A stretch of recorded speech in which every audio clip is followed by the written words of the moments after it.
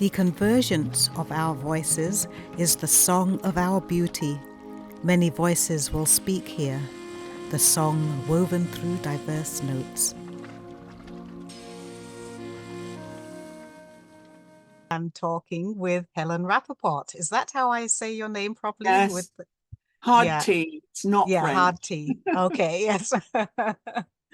So I got really excited when I saw your book, Searching for Mary Seacole, because I'd been interested in her since, probably around 1990, Oh, when that's great. a man from Guelph had reprinted um, her adventures. And then I thought, there's a lot more to this story than we're seeing here, because she really concealed a lot more than she revealed. Mm. So yeah, we will talk about some of your other work, but I think it will be great to start with Mary Seacole. And so could you, first of all, just explain who she is and why you were interested in researching her?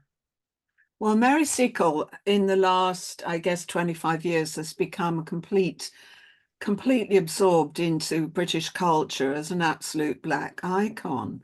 The rediscovery of her began in the 1980s, but in fact, she had been celebrated in her own lifetime when she went off to the Crimean War in 1854. Well, she didn't get there till 1855 because she had wanted to do her bit for the British Army campaign, having known an awful lot of the military personnel when she was living in the West Indies in Kingston, Jamaica, where she'd run a boarding house and had often nursed sick military men because they all suffered horribly from things like yellow fever and cholera and dysentery. Anyway, when the war broke out, Mary took herself off to Crimea to do her bit.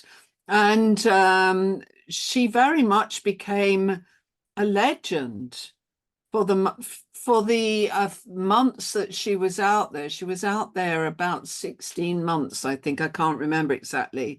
And during that time, everyone in Crimea on that peninsula knew who Mrs. Seacole was, knew where her establishment was, and it became kind of a gathering place, a little bit of old of England, of security and friendliness in the middle of a war zone. Yeah. So And I'm yeah. sorry, I don't really know how much you want me to go on and explain because it would take me 40 minutes to tell you all Yeah, so the so context. maybe. But basically, after the war, she came back, was an enormous celebrity because many of the officers had written letters home saying what a wonderful woman she was, how not just offering hot dinners and comforts and compassion, how she would help anyone who was sick and offer her own Jamaican herbal remedies. And when she came back, she was celebrated for a while, but eventually, of course, as all the old veterans died who knew her in Crimea, as they died, her story got lost because it was very much an oral story. Hmm. Though she did publish this one tiny book, Wonderful Adventures of Mrs. Seacole in Many Lands, which was a quite carefully controlled PR exercise. She It left was. out more than she actually tells us, but Yeah. so it took over 100 years before she was rediscovered. Really, it was some wonderful Jamaican nurses, Windrush generation nurses in London who rediscovered where Mary had been buried in the 1970s. Her grave was all neglected and they restored it. And they began sort of spreading the word amongst West Indian nurses in London who became kind of a dedicated sort of group of followers. And then the feminists discovered her in the 80s, and eventually her book was republished in, I think it was 1984. Hmm. But from the 2000s, she really has come into her own. She's in the school curriculum. She's been voted Greatest Black Briton. I discovered a lost portrait of her. And now, of course, I've written her biography, and she's up there. She is a wonderful role model, not just for Black nurses, but but for all people in the National Health Service and in the medical profession, and more widely, just for her natural human compassion, and the good that she did. Yeah, she did. And when did you start researching her? I got interested in her in about 2000, I think it was, Ah, when I was working on a big project researching and writing an encyclopedia of women social reformers. Now, I know Mary wasn't a social reformer, and I must say there are times when her role has been aggrandized and ridiculous claims are made about her. She didn't invent nursing. no. Florence Nightingale was the pioneer of women's nursing, and Mary would be horrified if she thought that anyone tried to take that away from Flo. Anyway, so I was looking for women of color because it's very easy when you're doing something like social reform, social pioneers, welfare, in that, in the historically, you just end up with a lot of white British and American women who were very Hmm. worthy, but I wanted to cast the net wide and have women, from the Far East, from India, from Africa, from the West Indies. So I kind of stretched the parameters Yeah. of what I Yeah. meant by social reformer. Mary wasn't a social reformer, but she was a caregiver, and she has become an inspiration for caregivers.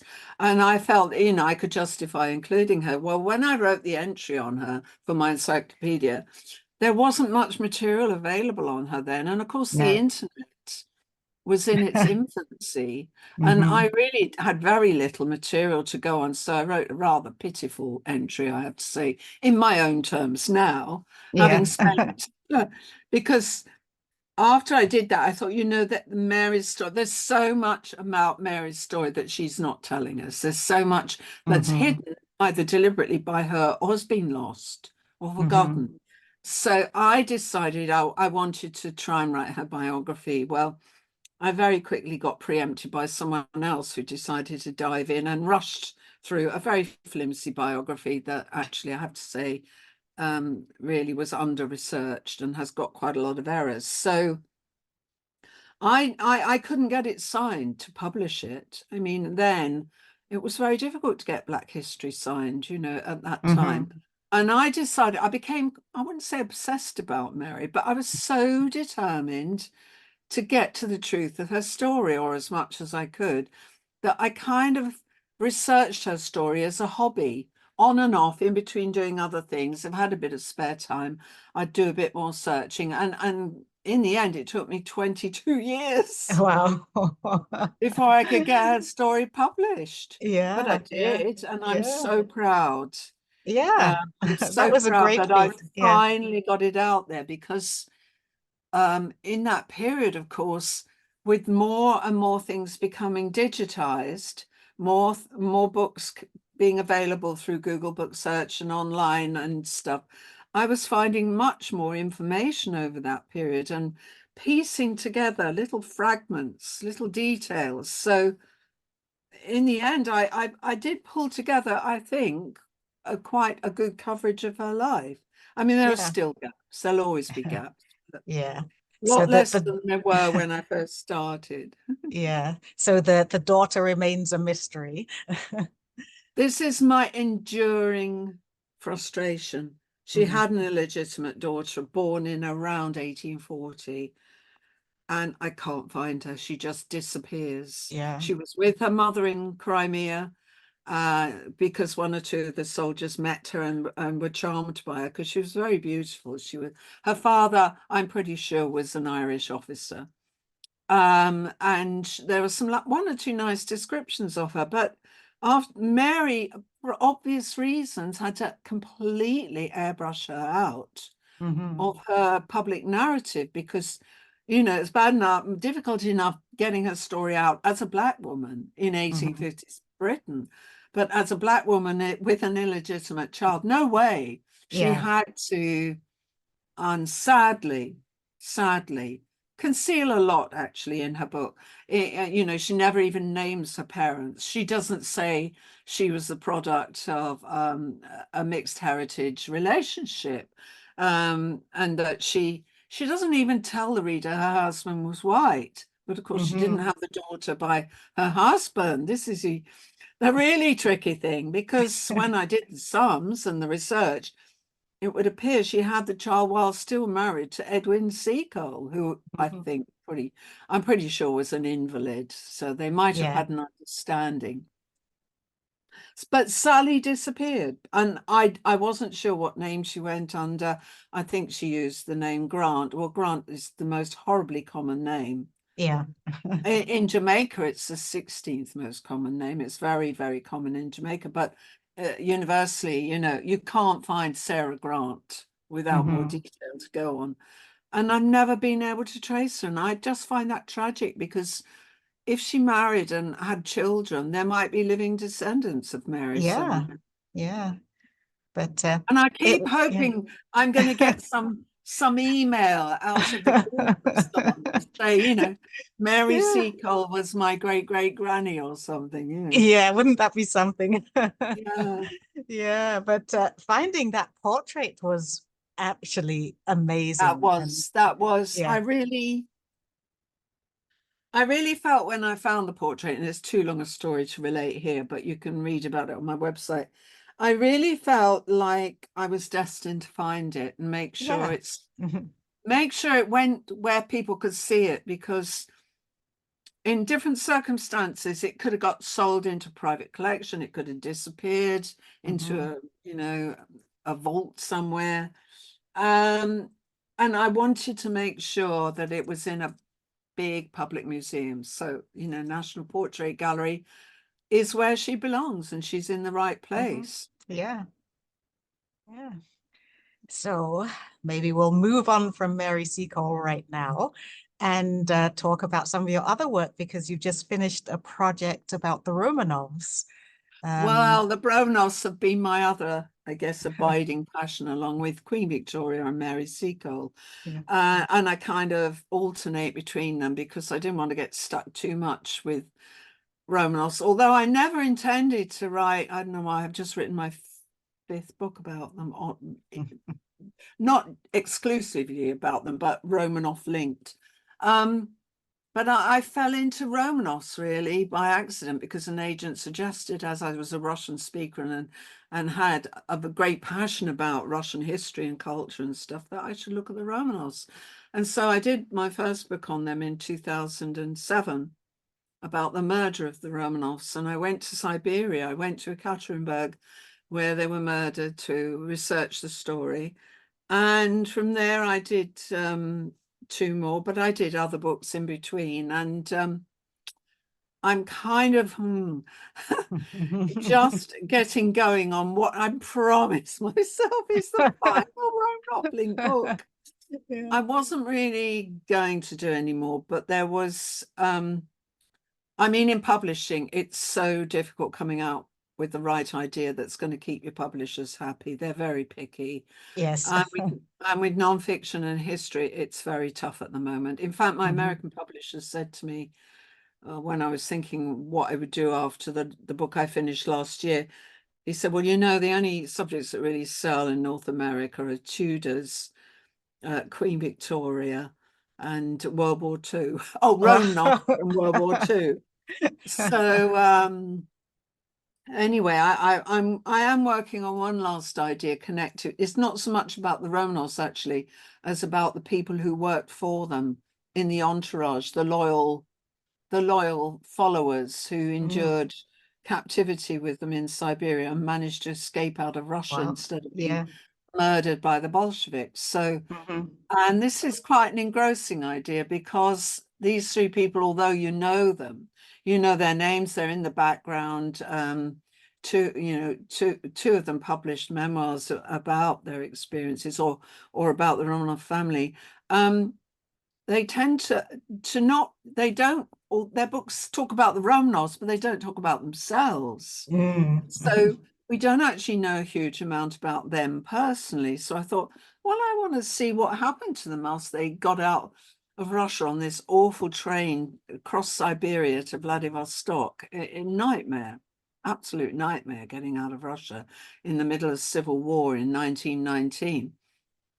And so that's what I'm exploring now. But it's really hard keeping publishers happy and coming out with a big enough commercial idea. And certainly in America, I have to say that Barnes and Noble rule. Yeah. And if that, which is why I've had to change all the titles of my books for American consumption, because it Yeah. has, Romanovs is kind of my USP. Yeah. So my American publishers like the word Romanovs in the title for obvious reasons, and they've explained it to me. They say, if you've got Romanovs in the title, you'll be in the front of the bookstore, and if you Hmm. haven't, you'll be further back. It's all about marketing, as we all know. Yeah. Yeah. So you have to accede to that. In Britain, I've managed to hang on to the titles I've wanted, though. Yeah. Yeah. Mm.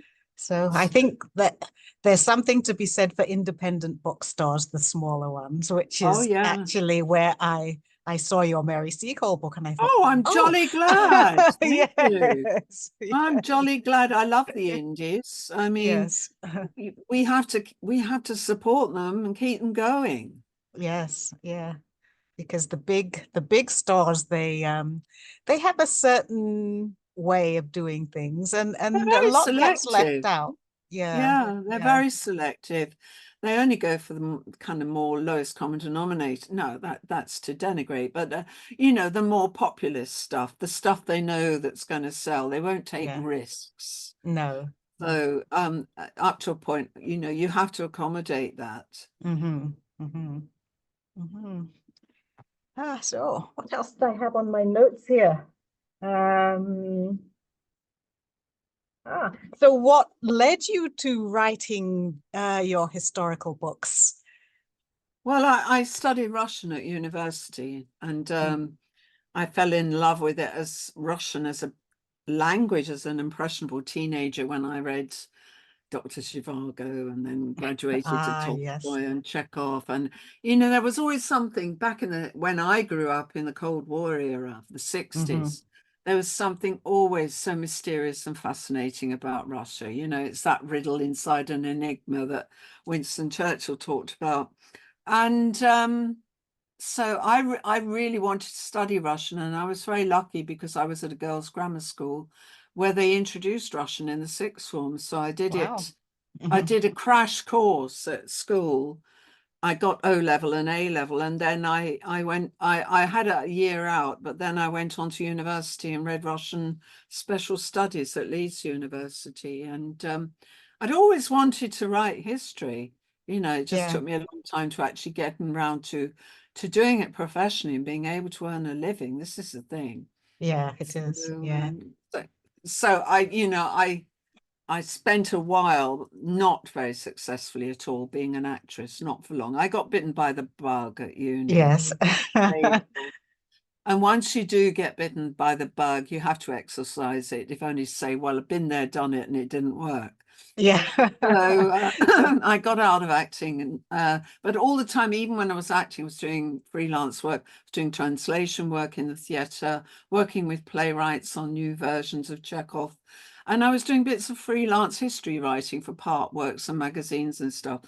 And if eventually, in the 90s, then in the late 80s, actually, I moved into editorial work and I started working for publishers, editing history books and proofreading, copy editing, generally working in the areas of history.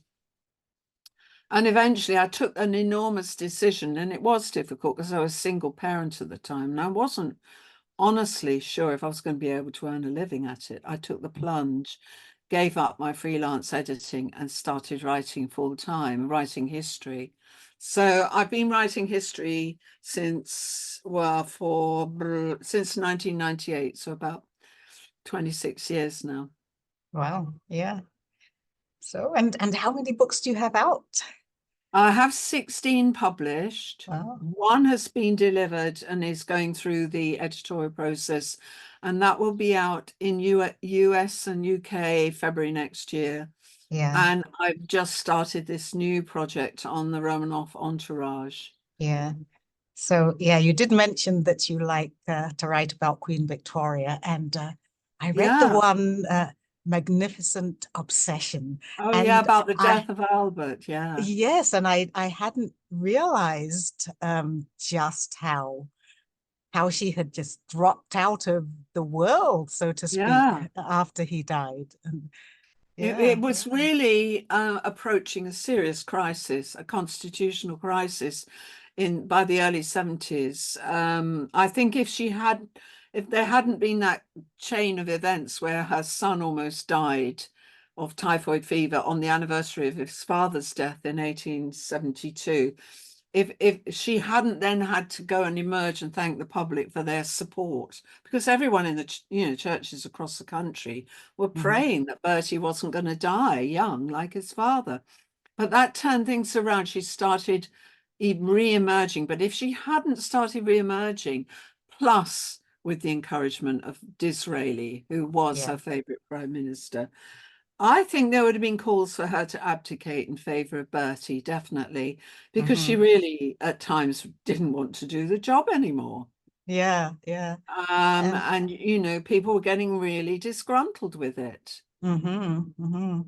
And but she wasn't really keen on Bertie, was she? She didn't think he was up to it. Oh, she had a very, very turbulent relationship with her eldest son. Yeah. Well, Albert did too for Hmm. all the time he was alive. Bertie was a disappointment to them because he wasn't an intellectual, whereas their eldest daughter, the Princess Royal Vicky, was extremely clever, very Hmm. bright, was absolutely on a level with her father. They were intellectuals together. They shared things. They discussed things. She was a brilliant artist as well. But she'd been married off young, was even stuck in Prussia. And Bertie was the opposite. The more they told him to knuckle down and concentrate and, study and do this and do that, the more he rebelled. He Hmm. wasn't a natural sort of student. He was a bon vivant. He liked socializing.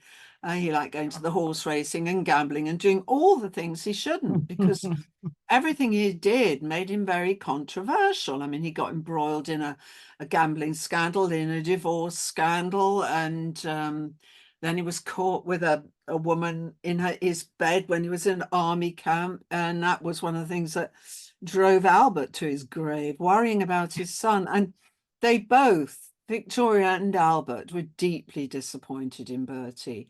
But I think it took the Queen a very long time to realize, almost at the end of her life, the last few years, what a good son he was, in that he was a wonderful people person. And of Hmm. course, he became one of the most successful monarchs Yeah. after his mother's death because he engaged with the public. He went out there and they kind of loved him for all his faults. Yeah. So Yeah. I think she and Albert really seriously misjudged him, and Bertie suffered, I won't quite say trauma, he suffered the wounds of their denigration and their Hmm. constant carping and criticism as a young man, as a child and a young man, because he wasn't bright. And, he was always being disciplined and ticked off and told he'll never, oh, the worst thing, of course, was after Albert's death, his mother never stopped telling him how he would never be as good as his late father. Well, you don't Hmm. do that to a child. No, no. And she could be quite cruel to him, I think, in a way. Yeah. But he Yeah. survived it. He survived it, and for all the criticism, and he became a good king. Yeah. Yeah. So yeah, I really love all the research you do. And I just remembered something else back to Mary Seacole, that you figured out that she had actually been Jewish and then converted to Roman Oh, no, no, no, Catholicism. no. Well, No? I think no, I wouldn't go No? that far. I think it's a possibility, and I only Ah. suggest it because there's no evidence. Her Ah, mother, okay. Rebecca, Hmm. I think was mixed Yeah. heritage, and may have had a Jewish father. But Aha. I'm not sure because up near where Mary was born, in that part of Lakovia, there was a Jewish enclave, a Jewish Hmm. community up around Lakovia, and I had one or two hints of this from Jamaican historians during my years and years of research, that she may have had a Jewish parent. Aha. or rather But her she, mother may have been born Jewish or of a yeah. Jewish, but there's no way of knowing because Mm-hmm. there are no records, you see. Yeah, yeah. Um, I think yeah, that would I, be glorious, actually. I love the yeah, way, in so many aspects of her life, Mary subverts everything and what everyone she does. expects and thinks of her, you know. I think it'd be wonderful. I mean, Rebecca then was quite an unusual name, and it was, of course, a very Jewish name, but Hmm. an unusual name for someone who'd been a former slave, I think, Uh-huh. because, you know, within the British system, anyway, it's guesswork in the end. Yeah, yeah, but It's a it's theory. interesting. It's a Yeah, theory. But she yeah. did have very, very good friends in the Jewish community in Jamaica, which was the doctor. Now, what's his name? It's gone out my head. Henriquez. Now, the Henriquez family of Kingston were well known, quite influential Jews. Hmm. Quite a few of them were medical men. And Amos Henriquez, a good friend from Kingston, um, you see, I think her mother might have been the wrong side of the blanket of the Henriquez family, Ah, yes, but yeah. I can't prove it. But she was very, very friendly with Amos Henriquez, who was a leading homeopath. And when he Mm. came to London, he set himself up as in practice, supported the new London Homeopathic Hospital, and was quite a pioneer. So he's a very interesting man. Yeah. So I wonder if his branch of the family were Portuguese Oh, they would have Jews. been, yes, Yeah, they would have been yeah. Sephardi. But also there were a couple of his cousins, also Henriquez, who set up one of the first big synagogues in London. And Mm. it was actually not very, it was literally around the corner from where Mary was living for a while. Yeah, I'm not yeah. saying she ever practiced in that because she was a Catholic. Yes. She became, that's another interesting thing. She became a Catholic after her mother died, which suggested to me just, is it possible that she held back from wanting to be a Catholic all the time her mother was alive because her Yeah. mend been Jewish? Mm-hmm. Mm-hmm. I It's just don't know. yeah, If her yeah. mother was Jewish, it was purely by birth and genetics, not by Hmm. practice, Yes. obviously. Yeah. But that's just, there are so many unquantifiables in Mary's story, things I Mm-hmm. can't get to the bottom of because there's no evidence, of course. And Mm-hmm. Mm-hmm. she's the worst culprit in that she destroyed or disguised or hid a lot of the truth about herself. Yeah, she did. So yeah. Anyway, anything else you'd like to say while we're here? No, just it keep on plugging away. I mean, I love writing history, but I do wonder how many more books are in me. Yeah, yeah, it's a With lot of work, isn't it? I think people don't I would realize like how to much get work. this one I'm working on at the moment signed. That would be my 18th book, and Hmm. that would be quite a good place to stop in terms of big books. You know, I Yeah. won't stop writing. I'll keep scribbling and doing articles and podcasts and interviews and things. But Yeah. you know, Okay. Well, thank you so much for this talk. It was really interesting, and I'm glad to meet you.